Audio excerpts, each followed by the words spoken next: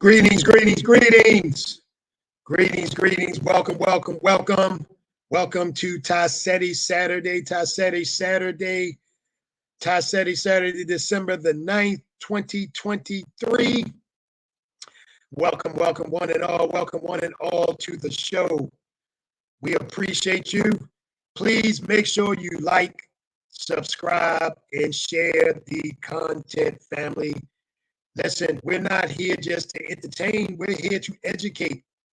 We're here to deal with the realities that are going on in our world that many of us, simply just because the way the world is made, which is to say to keep the masses busy. The world is made to keep the masses busy, so we're not paying attention to what's going on.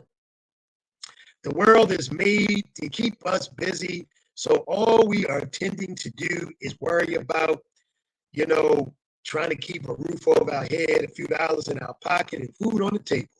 That's how the system is rigged against the masses to make us continually compliant sheep who are pushed into pens of the wealthy, powerful elite, who, by the way, control most governments.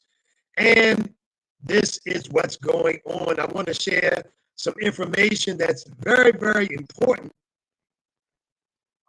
as to what's happening as we are speaking, and what's happening across the world, and how it is affecting us, how it is affecting every day average people. Very, very, very, very important how this is going on.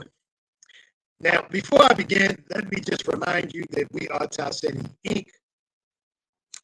We are a management consulting company. We invent tomorrow today.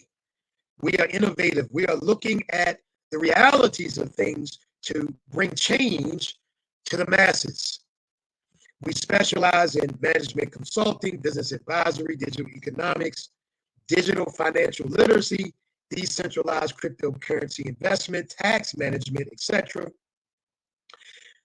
If we wanted to kind of hone in on the variety of things of which we do, and there are quite a few, that would be under these four pillars: strategic planning. Again, this really relates to management consulting and problem solving, whether it be in the matters of family concerns or business concerns. We help to find solutions and the best ways to structure and strategically overcome challenges and put ourselves in better positions. Wealth creation, financial development. There is a fact that every business needs money, large or small. The difference being that mega corporations have multitudes of ways to get it. Smaller entities have less. And so we need to know and find the ways, and we have them, to which we can help our clients to gain access to wealth. Number three, wealth management. And it's interesting. I was talking with a client the other day, and she was indicating that, she had made quite a lot of money over her lifetime, but didn't have it. It's not in her possession, if you will. And this is why wealth management is critical, because there's a saying, it's hard to make money, but it's harder to keep it. And so wealth management is a critical aspect of finance to ensure that when we have the good fortune, the blessing to gain wealth, to gain capital, to gain better finances, that we can then manage them to keep them growing and to expand them. Wealth security, protection of that wealth, because when we work so hard, day in and day out, trying to achieve something for ourselves, for our family, then we certainly do not want a circumstance where our wealth is in jeopardy. We don't want that at all. And so it's very, very critical that we do this to ensure success. Now, I want to talk about some things picking up from last Saturday when we began to really talk a little bit more about CBDC, central bank digital currency.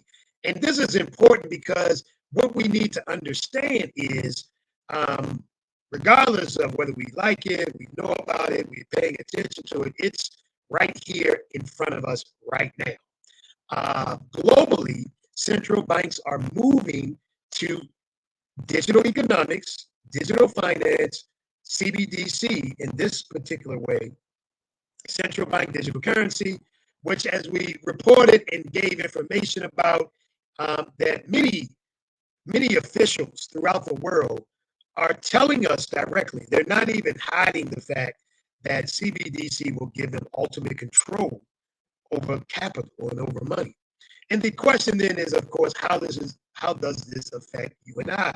How does this affect the average everyday person? Now, while all of this is playing out, what we want to understand is that there are underlying currents of circumstances and situations at play on higher levels, if you will, right? And we oftentimes become like cannon fodder. You know, we get blasted out, we get affected because we're not ready for circumstances and situations, but other people are making decisions for us, and these decisions are affecting our lives. And these currency wars that are going on right now between nation states, between corporations, between non-elected governmental entities, all of these things are having an effect on the people, on the masses, because while these entities struggle at different levels and different heights among each other, we're all being affected. And so the Eurasian Economic Union minister stated CBDCs will pave the way for the launch of a digital reserve currency. Now, you understand what this means. Now, the world's reserve currency right now is considered to be the dollar. But many of us may have heard or gotten some information about, seen something, and we may understand that the, quote, world's currency is under attack, if you will. That for many, many reasons, other people are not happy with the US dollar continuing on as the premier, prominent world currency, world reserve currency, right? And so central banks themselves, which are controlled by governments, we have one, the Federal Reserve, they're making their own moves too. Now, our governments, in some senses, seems to be in alignment at some levels with the activities and the moves being made, in particular here with the central bank in the U.S. wanting to bring into play a central bank digital currency here in the U.S. But it would look like from the statements of the European minister here that what he is indicating is that when other entities, these other central banks, as they're coming into bear, that they will actually have the power to initiate their own reserve currencies. Now, understand now that power, as Frederick Douglass said, power concedes nothing but power. So it's not like the U.S. or any entity for that matter who has power and control over something is just going to cede that power and control over easily without a struggle or a fight. And so the struggle at that level is ongoing. The struggle at the nation state level, we know with the currency wars between the US and China and other entity states playing a role now. And really, people really saying, hey, Western European culture, Western European nations, you guys can't have all the fun and everybody else be poor. Like, part of that is a big reason why we're seeing these shifts take place.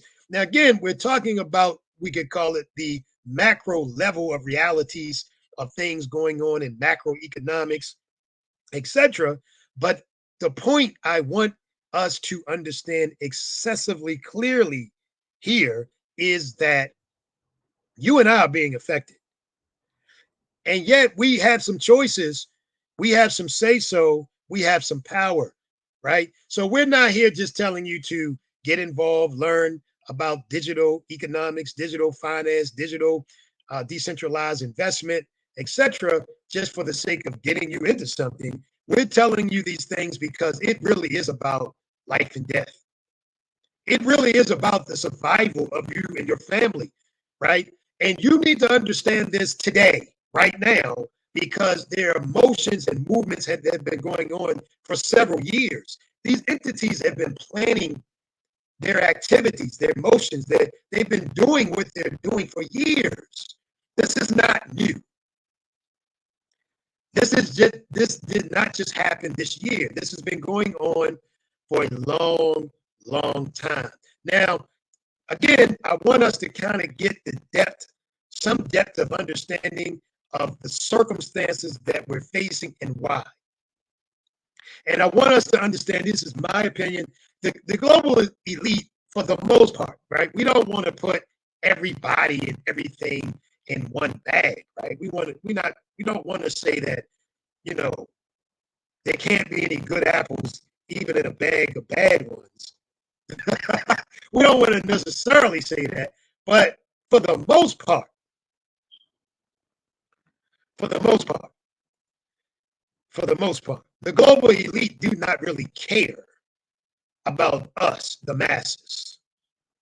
Not to the extent where they're willing to be fair, let's say, or share wealth, or do anything necessarily that would have great benefit for the masses, simply because of an altruistic attitude or standpoint. No, that we don't really see that happen much. And in fact, anytime we begin to see entities and people saying they should give something to the less fortunate, there's generally something to it, right? Even to the degree where the historical figures who have gotten waxed ultra rich doing hideous things, and then later on may even go into a philanthropy and nonprofit circumstances, getting money away. They're doing it to cleanse their souls, actually.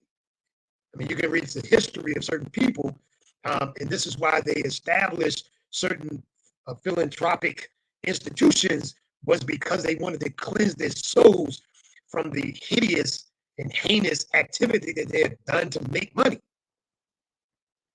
So it is important that we understand and keep our eye and be thinking about the activities that we see. Also, now we want to remember that many things are not going to be publicized. Like, you're not going to get the true narrative of the actualities of circumstances and situations going on from the general media, because they're involved as well, and they want to keep the public as ignorant as possible or confused, right? So keep this in mind. Now, I want to talk a little bit about Mr.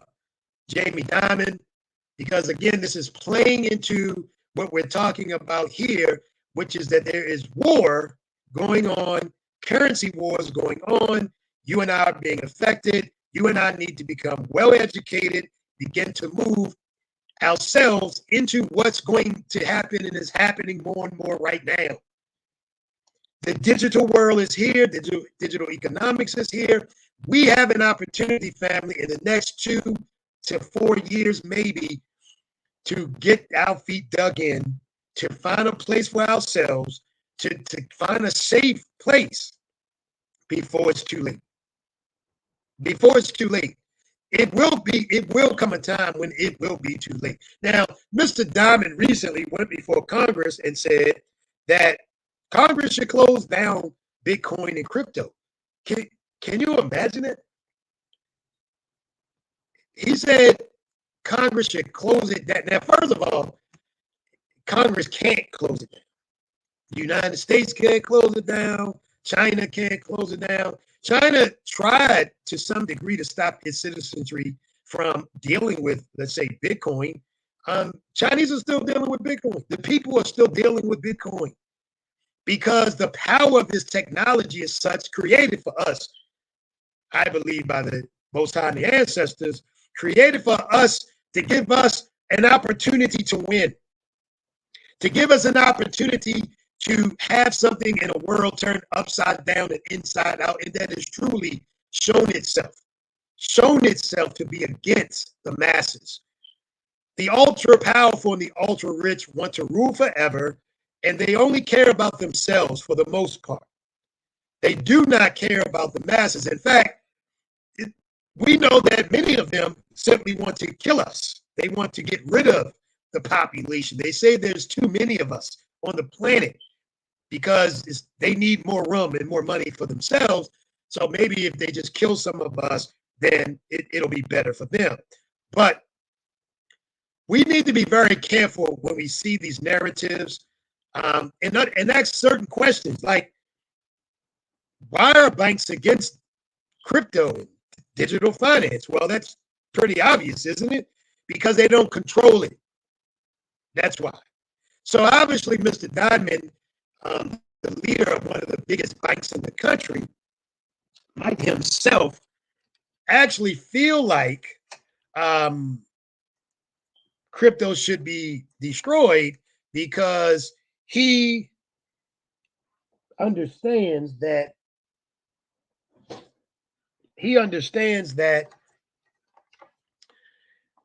the world is moving beyond the control of the elite. The world is moving beyond the control of the elite and the ultra powerful. And you and I have an opportunity to gain some power and control for ourselves. Now,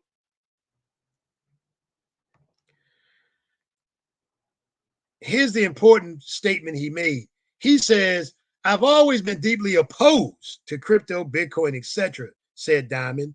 The true use case for it is criminals, drug traffickers, anti-money laundering, tax avoidance, and that is a use case. This is insanely funny, if you understand, right? Because if you look at the real statistics, then you'd find out that cryptocurrency is no more being used by any of these kinds of criminal behaviors than banking money. What about all of the fraud and corruption going on with banks themselves, right? We're going to get in depth with that over the next couple of Saturdays and talk about some of the actual history and things that banks have been implicated on and fined for, which looks like is a slap on the wrist for them, because obviously if you're a big bank and you get fined for $100 million, you might think they would stop, but they must be making way more than $100 million in their criminal activity, in their illicit activity, because they keep doing these things. They keep doing the same things. But Mr. Diamond says that digital finance, decentralized digital finance in particular, should be shut down because of these things going on. And yet you and I should actually really know that these things are going on in the centralized world way more than they're going on in the decentralized world, and they always have been, and they won't stop. There is money laundering going on. Have we forgotten the number of leaders of various countries who were found to be laundering? Well, maybe they weren't. Okay.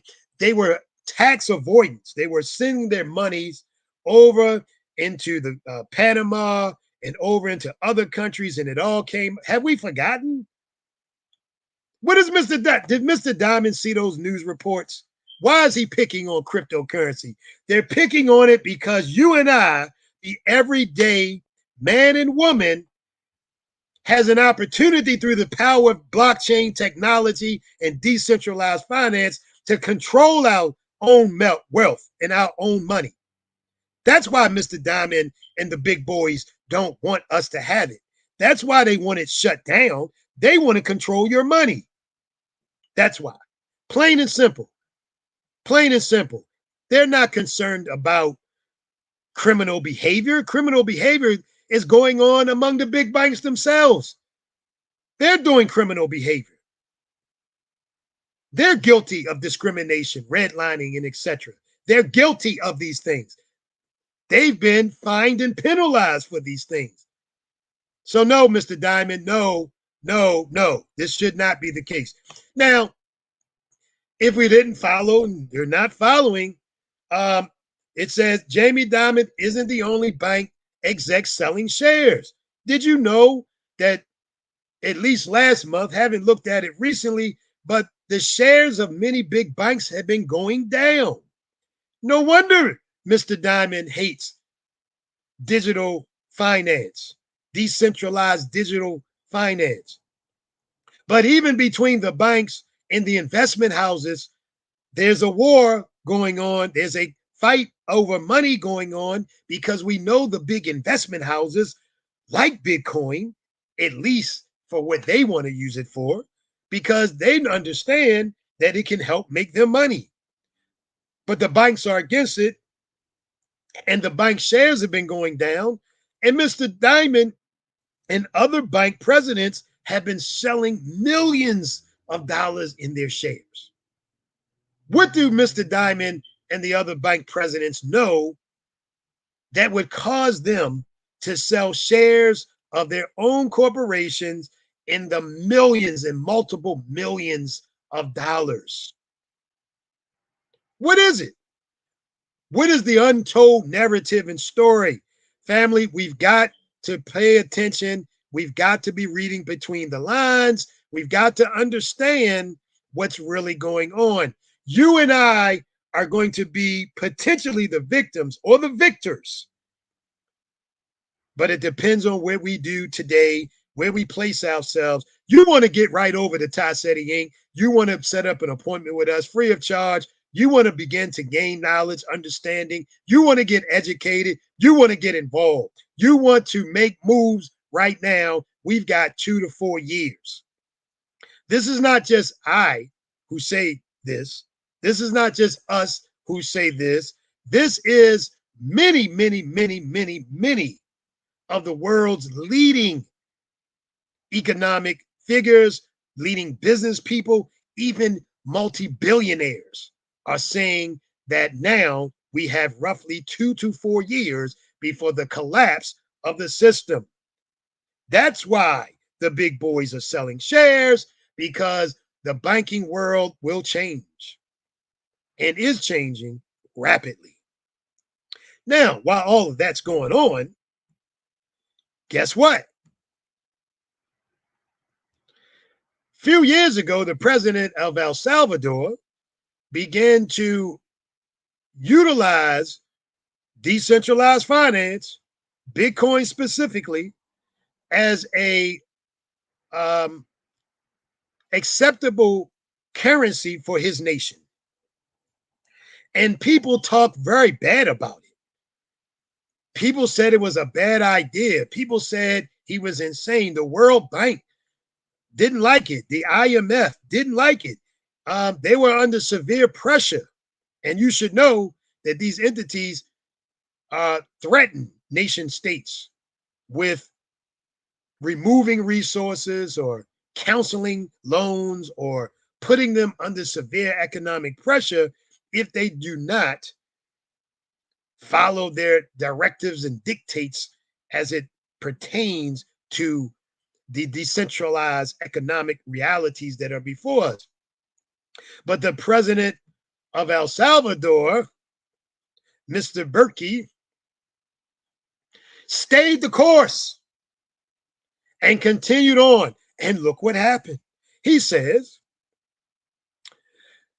the article says, President of El Salvador offered details on the country's Bitcoin investments today as the assets price surged past the 42,000 mark. This is 42,000 plus at this point per Bitcoin in the early hours this morning.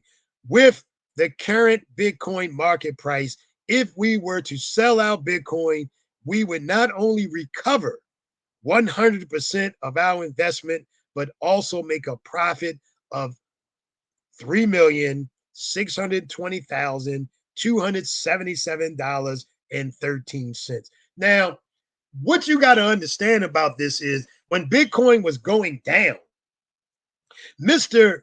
Berkey was being lambasted that he had allowed his nation to invest its revenues into cryptocurrency. People were saying this was horrible, etc., etc., etc., etc. But he could see what I'm telling you, what many others see. He understood that this gives his nation some power. This gives his nation some control. This gives his nation some relief from being a debtor nation, a slave nation. In fact, it allows third quote unquote world nations to gain strength and power by utilizing systems that are not controlled by any entity, power, or particular group or cartel, let us call it, right? So what do you think it does for you and I? If a nation state can put itself that would normally be in poverty even, right? Can put itself in a state of power economically, what can these same mechanisms, technologies, apparatus do for you and I? It can do exactly the same thing. Put us in a state of power. Family, we need to get involved. We invite you. We invoke you. We exhort you to get involved today, right now, right now, right now. You should be contacting us at customer service at TaiSetiInc.com. You should be on the website as I'm speaking. You should be setting an appointment with us to figure out and find out as your dollars continue to lose value anyway, as your buying power continues to shrink, as even when you get a new job and get a raise, it means almost nothing. You should be contacting us immediately to find out how to hedge your position in the new world of this technology that has given the common everyday man and woman, the masses, the opportunity to gain power and wealth. Family, heed this warning. Heed these warnings and begin to take action today. Heed these warnings and begin to act. Please, family, share, like, subscribe, get this information out. If you want to sit in a closet with blinders on, don't let everyone else around you. Be bold enough, brave enough, be kind enough to share this information with others. Let us help the masses. Help us to help the masses by spreading this information and this good word. We hope that this has been empowering for you today. We hope that you take our admonition and get going and get moving. We look to hear from you soon. Join us again next week, Seti Saturdays, Seti Saturdays. We look forward to seeing you then. Peace and power.